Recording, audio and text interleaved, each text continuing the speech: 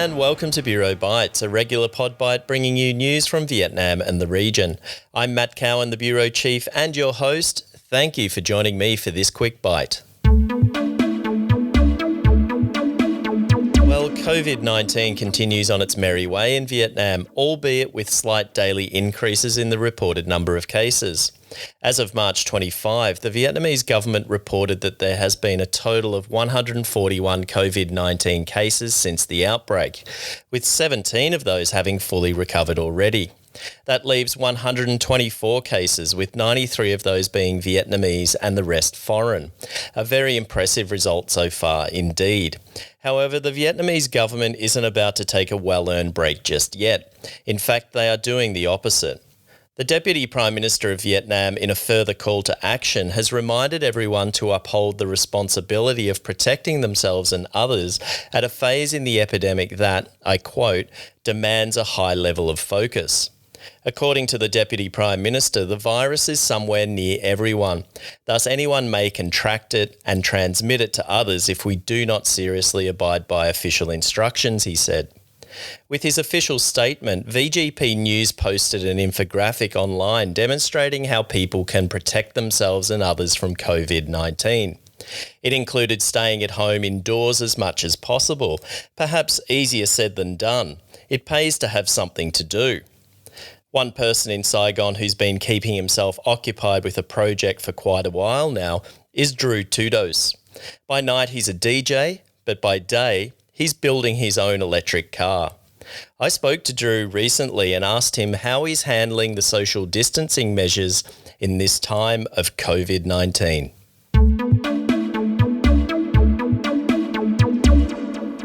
Doru, thank you for joining Bureau Bites. Hi, Matt. Thank you for having me. How's the social distancing going? Well, so far so good. Last week I left the house a few times to work on my car, but this week I'll just stay indoors completely to set an example. You mentioned you're building an electric car. Tell us more about that. Yeah, it's a project that started over 2 years ago, but in the last 10 months or so since Bam Bam opened, I didn't have much time to spend on it. But I was hoping if this week I can move around, I can do some progress on it. Doru, your electric car project demonstrates your commitment to doing your bit for the environment. In your opinion, what does the average Saigonese need to do to help the environment? Well, I don't think anyone should go and build an electric car, but the simple stuff like refusing plastic bags, plastic straws, recycling, not littering the streets with plastic. Changing the bulbs in your house to LEDs, and other simple things. Stopping your engine at the traffic light. These small actions can have quite a big impact on the direct pollution of the city. Now, moving on to another global issue, what impact has COVID-19 had on nightlife in Saigon, and how will it affect it in the long term? Massive impact. I mean, right now it's at a full stop, so obviously it's not great.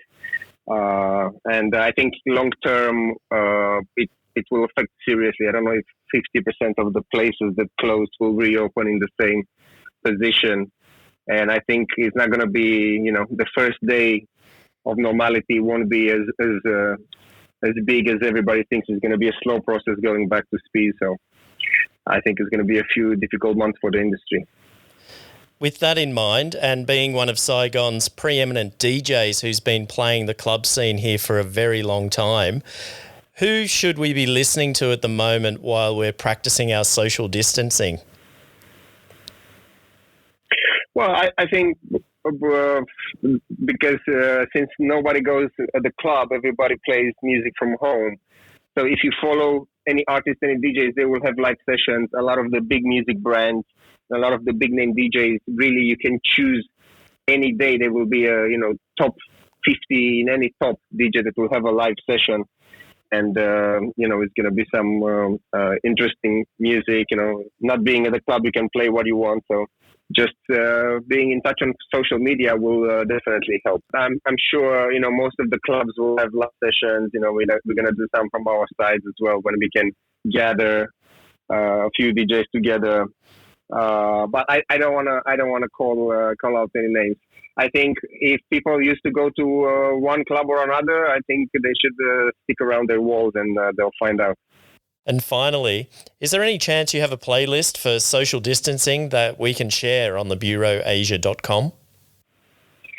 I don't have one right now because I'm not that bored. It hasn't been that long, but I guess as the days will, the numbers will increase. I will probably make some, and when I'm ready, I'll share them with you. That was Doru Tudose, keeping himself occupied in Ho Chi Minh City.